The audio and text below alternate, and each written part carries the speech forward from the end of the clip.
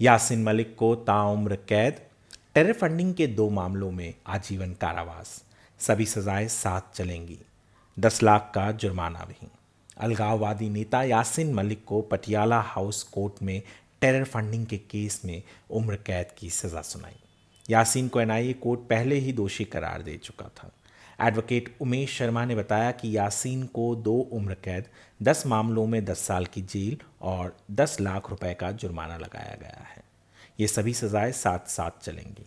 यासीन पर पाकिस्तान के समर्थन से कश्मीर में आतंकी घटनाओं के लिए फंडिंग करने और आतंकियों को तबाही का सामान मुहैया कराने के केस दर्ज थे। 2 मामलों में यासीन को उम्र कैद और 10 लाख का जुर्माना भी लगा।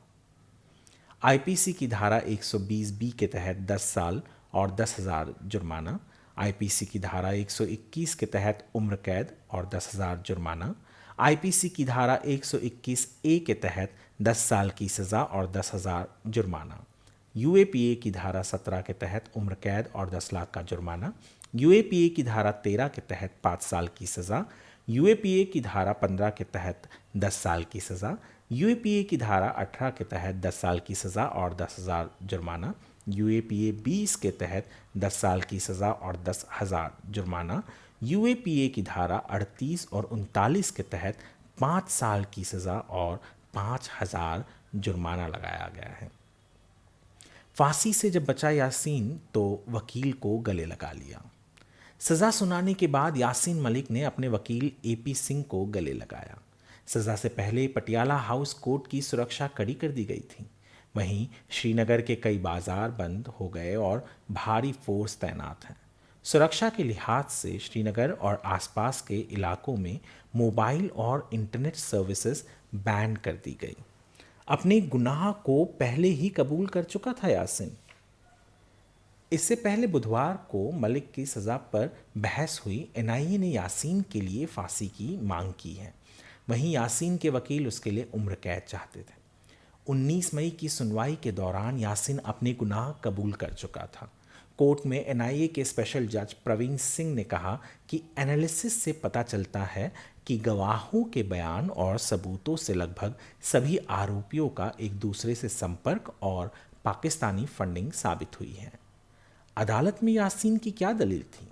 बुधवार को फैसला आने से पहले कोर्ट पहुंचे यासीन ने कहा, अगर मैं 28 साल के दौरान किसी आतंकवादी गतिविधि या हिंसा में शामिल रहा हूं और खुफिया एजेंसियां या साबित करती हैं तो मैं भी राजनीति से संन्यास ले लूंगा। मुझे फांसी मंजूर होगी। मैंने 7 प्रधानमंत्रियों के साथ काम किया है। मैं अपने लिए कुछ भी नहीं मांगूंगा। मैं अपनी किस्मत का फैसला अदालत पर छोड़ता हूं। लाल चौक में भारी फोर्स तैनात।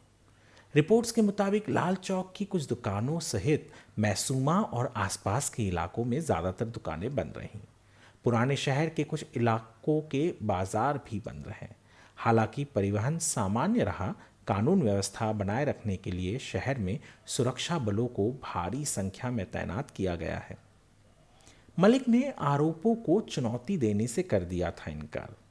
दोषी करार होने के बाद मलिक ने कोर्ट में कहा था कि वह यूएपीए की धारा 16 यानी आतंकवादी गतिविधि, 17 यानी आतंकवादी गतिविधि के लिए धन जुटाने, 18 आतंकवादी कृत्य की साजिश रचने व 20 आतंकवादी समूह या संगठन का सदस्य होने और भारतीय दंड संहिता की धारा 120 बी आपराधिक साजिश व 124 ए देशद्रोह के तहत खुद पर लगे आरोपों को चुनौती नहीं देना चाहता।